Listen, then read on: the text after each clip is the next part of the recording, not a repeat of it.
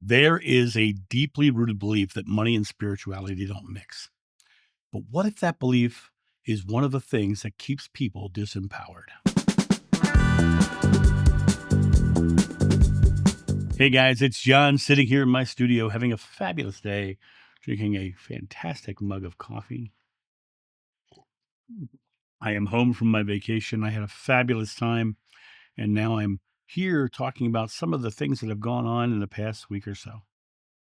I recently announced that I was going to be a part of the Alex Ferrari event in the fall, and I had several people, well, close to I guess 9 people who instantly unsubscribed to my channel. And it was an interesting thing because several of them gave me the reason why. He literally said, "I can't believe you're a part of that event," and blah blah blah. And they started just espousing them on a whole bunch of things.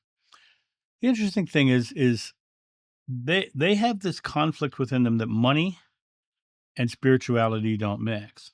They think that the Bible says money is the root of all evil. That's not what the Bible says. The Bible says the love of money is the root of many evils. In other words, when you get so invested in the money that you forget to love your fellow man or woman, then what happens is you you you literally live into this idea that spirituality and money is evil. Money's bad. Let's break down some of these myths, these beliefs, these spiritualities that come from a misquote. As I said, the phrase is not the money is the root of all evil. It's that the love of money is the root of many evils. The issue isn't the money. It's the attachment, the greed, or placing money above love. Money is neutral. It's paper, it's metal, it's numbers. It only holds meaning because of the belief about it. This belief that it's bad, the belief that it's evil. Understanding what this quote really means that you have to let go of the misunderstanding that the quote has led generations to shun prosperity as if poverty were holy. Jeshua himself was not poor. Jeshua had, think about it this way. He was laid in Joseph of Arimathea's tomb, a wealthy man's tomb. The fact that there was a tomb of that nature meant that it was a wealthy man. He was bought off the cross by a wealthy man. Lazarus, he told him he couldn't follow him because he was too invested in his properties. He says, sell everything and follow me. Was not a condemnation of material wealth. It was an understanding that if you put so much emphasis on the money and the property and the assets, then you are not focused on living a loving life. You're focused on the property, and that doesn't mean you can't have them. You can live a loving life and have millions of dollars, but money is a belief system. Money is a symbol of value, and the value is assigned based upon collective agreement. When people think, oh, he's a multimillionaire, he's a billionaire, but in reality, money is just a power play. The number people ask me, John, why aren't you a millionaire with all the work you're doing and everything else? I have everything I need, right? And if someone really wants to help the work, I give them opportunity. They can donate. They can buy my coffee. They can buy my recording, my meditations. There's opportunities if they want to, but I'm not invested in needing anything, right? Now, granted, will will my life continue to grow and expand and become more abundant? Yes, because I'm stripping things away. I'm releasing attachment to things. It's not the money that has power, it's the belief that money does. And now, a quick word from our sponsor. Coffee Time with John.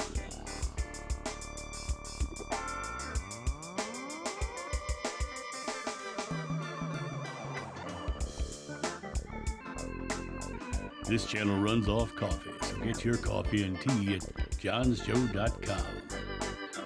People often accept lack as spiritual, but as I said, Jeshua, there's stories of him hanging out in Lazarus's house, the wealthy man's house, being friendly with Martha and Mary, Lazarus's sisters, right? Because he was staying at the wealthy man's house. Jeshua was fed and clothed by benefactors and people who were literally saying, "Come into my home," and giving him clothes. If you look at the painting, that one, you'll notice he's wearing a red cloak, right? That cloak was given to him by a wealthy person to keep him warm at night. This concept that money is not spiritual, without these streams of income that I'm having now, would I be able to buy the camera, buy the teleprompter, buy the computer? Would I be able to sit down and make videos? Or would I have to be out somewhere working on a job somewhere? Whereas I think I'm bringing value, and because I believe I'm bringing value, value is shown back to me. Spirituality is not about lacking or suffering in poverty. Lacking and suffering and poverty are just limiting beliefs. And your belief, your present moment beliefs is what creates your reality. And when someone gets so invested in how much money they're making, they lose the present moment love because now they're striving towards making more and more money. It limits their ability to serve, to grow, and to reach others, because eventually people start to see that they're all about the money and not about the love. If you believe that abundance is wrong, your life will align to match that belief, because that is what the world has shown. Buddha says, "What you think you become, you create your world," and Jesus says, "As a man thinketh, so is he." So it always comes down to what you're thinking is what's creating the world. So why am I doing this event that involves money? Well, let's speak candidly. The event does create money. It generates a good deal of money for a lot of people. But more importantly, it generates impact. And the reality of it is there are people on this event who I don't align with, but they're speaking to an audience.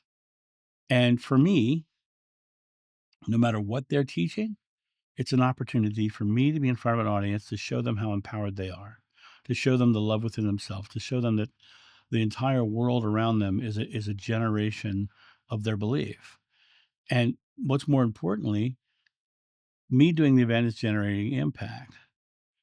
This event allows me to reach people who are seeking transformation, many of whom are stuck in lack consciousness. You know, I'm I'm I'm I'm coming to this event sort of as a sheep in wolf's clothing, right? Not a wolf in sheep's clothing, a sheep in wolf's clothing. I'm coming in showing that I am a person who is loving and compassionate, and my presentation will be exactly that. I will not be selling you a product there. I will not be delivering anything but a message of empowerment and present moment fearlessness. And this concept of money. Now, how do I, to be really blunt, how do I make money on this event? Well, I make money in two real ways. One, Alex is giving me an affiliate link, which allows, if someone buys off of my affiliate link, I make a little money off of that. I don't make a lot of money. I'm not James Van Praagh. I'm not Kyle Cease. I'm not these guys with millions of followers. I have 30,000 subscribers on my channel, and I will be honestly, if I make $500 on this, it'll be great. It'll be fine, right? If I make $10,000 on it, that'd be fine too. I'm not getting rich. I'm putting myself into opportunities to meet people who are seriously disempowered and being repetitively disempowered by people who are talking about past conspiracies and future prophecies. And I'm there to meet the people where they are. It does no good to speak to the choir. They already believe you. They're already there. It does a lot of good to go meet people where they are and show them they're empowered. I'm getting opportunities to serve, to empower, to lift others out of the same illusions that I once lived in. If spiritual messages are worth hearing, they are also worth supporting. They're worth the value of it.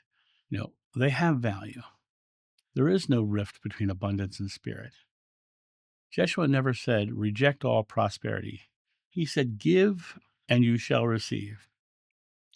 I often talk to people who are looking for purpose, and the responsibilities of life, supporting their families and things of those natures, have limited them because now they don't think they can. because they have to do something. If you want to talk about creating a divine flow of love, joy, peace, and prosperity, then all you need to do is stop resisting it. Just stop resisting it and start being the love, being the flow. I ask the question of people all the time, if the money wasn't the issue, what would you do with your life? And they always have an answer. They always know what they'd love to do. And when they tell me what they love to do, I can often tell them different ways on how to make money doing that. Spirituality is not about a sacrifice, it's about freedom. And true freedom comes when you include the freedom to thrive, because it is that thriving that allows you to continue to do the work that you love. Let's redefine prosperity. It's not greed, it's grace. Understand that you can bring this concept of abundance into your life by doing what you love and helping, showing others what they love, being the love in the world, doing something you love, and then finding the ways to let it be seen so that it can support you to continue doing it. It's not about money being the root of all evil. It's about not letting money be evil. It's about you staying in the present moment, realizing I'm doing what I love, and the abundance is going to flow. And that's really the key to this. Me doing an event like this summit, Soul Mastery Summit in the fall, doesn't align me with other people's points of view. It gives me an opportunity to go and put my point of view in front of that audience. So let's evolve our relationship with money. It's time to stop letting old beliefs about money block new expressions of love. You don't need to choose between being spiritual and being supported. If love is the root of all that is good, then your loving actions, regardless of how they are funded, are the most spiritual thing you can do. Understand that someone like myself, who has given up many careers and have refined myself down to simply doing a job where I deliver an empowering message. That's what I do. My life is about showing you how empowered you are. But those actions, those fear-based ideologies of money is the root of all evil and you're bad because of it, that's not love, that's fear. If you're feeling that sort of angry response, that is because you are afraid of something. I'm very confident what I'm doing. I know I'm delivering a positive message to people who need to hear it. And having more opportunities to put myself in front of those people gives me the opportunity to help more people become empowered. Yeah. No, I put 60 to 70 hours a week into what I do for a living. You put 60 to 70 hours a week into something you love doing, and then tell me how you're going to keep a roof over your head. I keep a roof over my head by putting it out there. I'm doing an empowering work, and if you'd like to support it, you can. And, eventually my goal would be to come to a place of having the abundance where I can simply not have to work so hard. But I am loving what I'm doing. I love creating the messages. I love talking about your empowerment. I love helping people find their own divinity within. And the 60 to 70 hours is only funded by by by your generosities and doing these kind of events. Now, what's interesting is the majority of people on my channel found me with Alex Ferrari. And I actually love Alex. You have to understand that Alex himself is an interviewer, and he's putting out a salad bar of beautiful opportunities for you to find your own truth. Some of it's not going to resonate at all. I'll be quite honest with you. Most of what's on his channel does not resonate with me.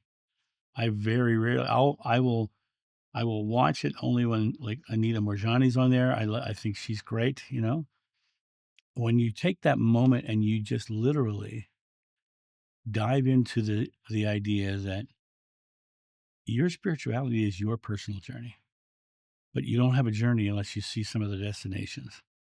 And an event like this gives that audience a chance to see the destination that leads to their own empowerment. And that's why I'm there. I am the sheep in wolves' clothing. And I think it's going to be a great event. And this idea of unsubscribing from me because I'm doing an event has nothing to do with me. Has everything to do with your reaction and your misinformation about the love of money. And that's my thought on this. You guys have a great day, and I will talk to you soon. See ya. Bye.